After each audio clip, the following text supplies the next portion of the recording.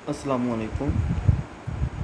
आज का हमारा टॉपिक है सीवीएस एग्ज़ामिनेशन। इस टॉपिक को भी हम bed side by doctor Inayatullah से कवर करेंगे और कोशिश होगी कि इसको सिंपल रखा जाए और इजी बनाया जाए।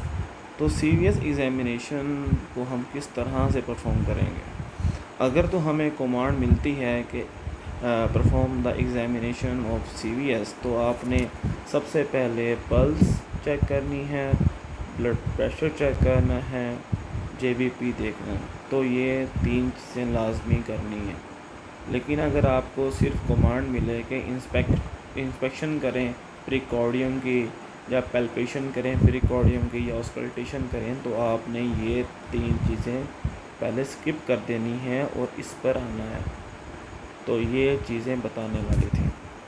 अच्छा, तो अब किस तरह से पल्स को एग्ज़ामिनेशन करना है?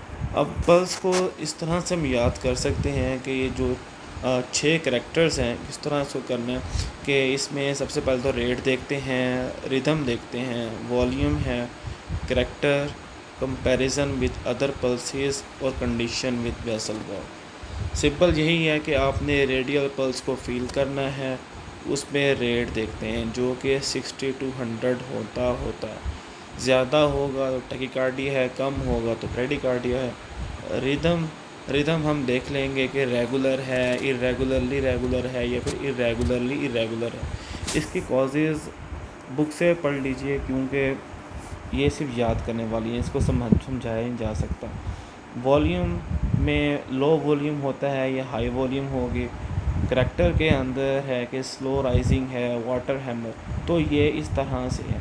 अब इसमें कंपैरिजन विद अदर पल्सेस क्या है, मतलब कि आप अगर एक पल्स को फील कर रहे हैं, आपने दूसरे हाथ की पल्स को भी साथ में साइमल्टेनियसली फील करना है। मतलब कि they should be no radio radial delay और रेडियो फेमरल डिले। अगर कोई हमें डिले मिल रहा है तो वो सिग्निफिकेंट है। Condition of the vessel wall, मतलब कि एथेरोस्क्लेरोसिस के अंदर जो वेसल वॉल होती है वो कोड लाइक होती है। आपने सबसे पहले पल्स देख ली। ब्लड प्रेशर को आपने ऑस्कल्टेटरी मेथड से और पैल्पेटरी मेथड दोनों से चेक करना है। नेक वेंस के लिए जेवीपी मेजर करते होते हैं, ठीक है। तो ये 3 चीज़ें सबसे पहले करनी है। इसके मेथड्स बुक में बेहतर लिखे हुए हैं, इसको पढ़ा ही जा सकता है अलबत्ता। बाकी जो इसमें मेन चीज़ें हैं वो इंस्पेक्शन है, पैल्पेशन है और ऑस्कल्टेशन है। हमने इसको किस तरह से करना है?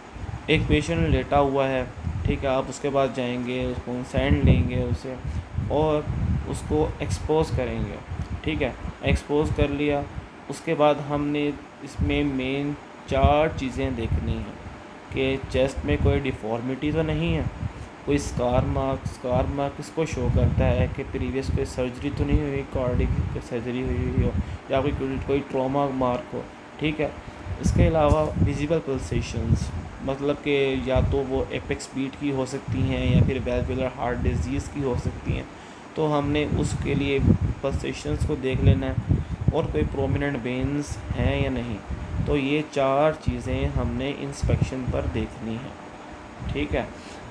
अब नेक्स्ट बात करते हैं पैल्पेशन की। पैल्पेशन में 3 चीज़ें देखी जाती हैं। एक तो है एपेक्स बीट, ठीक, और साथ में इसके कोई पैरास्टर्नल हीट, मतलब कि हमने स्टर्नम के पैरेलल एक जो अपनी जो अल्नर साइड है हैंड की, उसको रखना है वहाँ पर और चेक करना है कि जो आपका हैंड है उसके अंदर कोई हीप महसूस हो रही है नहीं हो रही, ठीक है, मतलब कि वो उठता है नहीं उठता। तो ये पैरास्टर्नल हीप होती है। और आपने वैसे भी एक जो प्रिकॉर्डियम है उसके ऊपर पैल्पेट करेंगे, तो अगर उसको तो कोई अगर पैल्पेबल हार्ट साउंड होगी तो आपको वो भी महसूस हो जाएगी। तो ये 3 चीज़ें देखी जाती हैं पैल्पेशन पर। ऑस्कल्टेशन में हमने क्या देखना है? हमारे लेवल पर जो चीज़ इम्पोर्टेंट है वो है सिर्फ मेथड, तो हमने ये 3 चीज़ें करनी है सिर्फ। मर्मर्स हम लोग अप्रिशिएट नहीं कर सकते होते बहुत बेसिक लेवल के ऊपर, लेकिन जिस तरह एक्सपीरियंस बढ़ता जाएगा तो मर्मर्स को हम अप्रिशिएट भी कर सकते हैं। तो इसमें करना क्या है? सबसे पहले तो आपने हार्ट साउंड्स को ऑस्कल्टेट करना है। कैसे ऑस्कल्टेट करेंगे कि एक हाथ अपना रखेंगे कैरोटिड पर, और बाकी जो स्टेथोस्कोप की जो डायफ्राम है उसको हम एपेक्स पर रखेंगे और जो बाकी एरियाज़ होते हैं प्रिकॉर्डियम के वहाँ रखेंगे। ठीक है, ये तो हमने इस तरह से उसको ऑस्कल्टेट कर लेना है हार्ट साउंड को। अब मर्मर्स को किस तरह से हमने करना है। अब मर्मर्स के लिए एक तो ये है कि इसमें कि हम पेशेंट को लेफ़्ट लेटरल पोजीशन पर लिटाएंगे और उसके हम उसको ऑस्कल्टेट करेंगे या फिर बिठा के कराएंगे। इसके अलावा होता है कि बेसल क्रैप्स किस तरह की जाती हैं कि पेशेंट को बिठाएंगे हम, उसके जो हैंड्स हैं दोनों को क्रॉस पोजीशन में रखेंगे और पीछे से जाकर बेसिस ऑफ लंग को हमने ऑस्कल्टेट करना है। तो ये 3 चीज़ें की जाती हैं। अब हमारा जो मेन मकसद है वो ये है कि किस तरह से हमने इसको प्रेजेंट करना है, क्योंकि सब मेथड तो परफॉर्म कर लेते हैं लेकिन इसको डिस्क्राइब करना ही बड़ी बात होती है।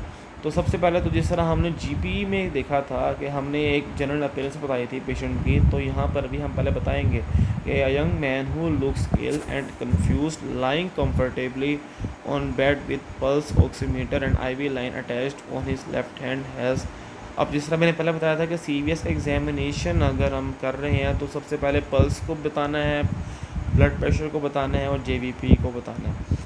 अब इसमें मैंने पल्स को किस तरह डिफ़ाइन किया हुआ है, इसमें देखें तो सबसे पहले मैंने इसको बताया है कि इसका रेट क्या है, ठीक है, इसका रिदम क्या है जो कि रेगुलर है, इसका वॉल्यूम नॉर्मल वॉल्यूम और कैरेक्टर भी नॉर्मल है, इसके अंदर कोई डिले नहीं है। हमने जिस तरह कंपैरिजन किया था तो वो बता दिया इसमें, और इसमें कंडीशन ऑफ वॉल भी इंटैक्ट है, मतलब कि कोई इसमें थिकनेस या कॉर्ड लाइक नहीं है। ब्लड प्रेशर को मैंने दोनों से किया था तो मैं दोनों में लिखूँगा कि blood pressure on palpatory method is 110 and on auscultatory 120/80, JVP is not raised. तो यहाँ तक हमने सिंपल 3 चीज़ें बता दी। अब बात करेंगे इंस्पेक्शन की। इंस्पेक्शन में मैंने बताया था कि 4 चीज़ें देखते होती हैं। इसका निमोनिक था DSPP। अब डी से था कि चेस्ट डिफॉर्मिटी, एस से है स्कार मार्क, पी से है पल्सेशन और पी से है प्रोमिनेंट वेन। हमने कहना है कि on inspection there is no chest deformity, scar, pulsation and prominent veins. उसके बाद ऑन पैल्पेशन आपने सबसे पहले चेक की थी एपिक स्पीड, तो हमने उसको बता देना है with reference to the intercostal spaces. ठीक है, कि on palpation apex beat is in the 5th intercostal space medial to the mid clavicular line, there is no parasternal heave और पैल्पेबल हार्ट साउंड। इस तरह से हमने इसको डिफाइन कर लिया। बाकी आगे on auscultation first and second heart sounds are audible and are of normal intensity, no added heart sound is audible and basal crepts are absent. तो इस तरह से आपने एक सीवीएस एग्जामिनेशन को लिखना है अपने पास और इसको बताना है हमने एग्जामिनर को। तो इसमें यही था। बाकी हम एक आउटलाइन देख देते हैं कि जो यहाँ पर बताई गई है कि सबसे पहले आपने पल्स देखी थी पेशेंट की, ब्लड प्रेशर, नेक पेंस देख ली, जेवीपी देख लिया, इंस्पेक्शन कर ली हमने कि डिफॉर्मिटी, बल्जिंग स्कार्स, पल्सेशन या प्रोमिनेंट वेन्स है या नहीं है, और पैल्पेशन करके हमने ये सब चीज़ें कर ली हैं। तो इस तरीके से ये सीवीएस एग्जामिनेशन हम लोगों ने यहाँ से पढ़ लिया। बाकी इसके मेथड्स को हम करने की कोशिश करेंगे अगली वीडियोस में। होप सो आपको फ़ायदा हुआ होगा। Thank you.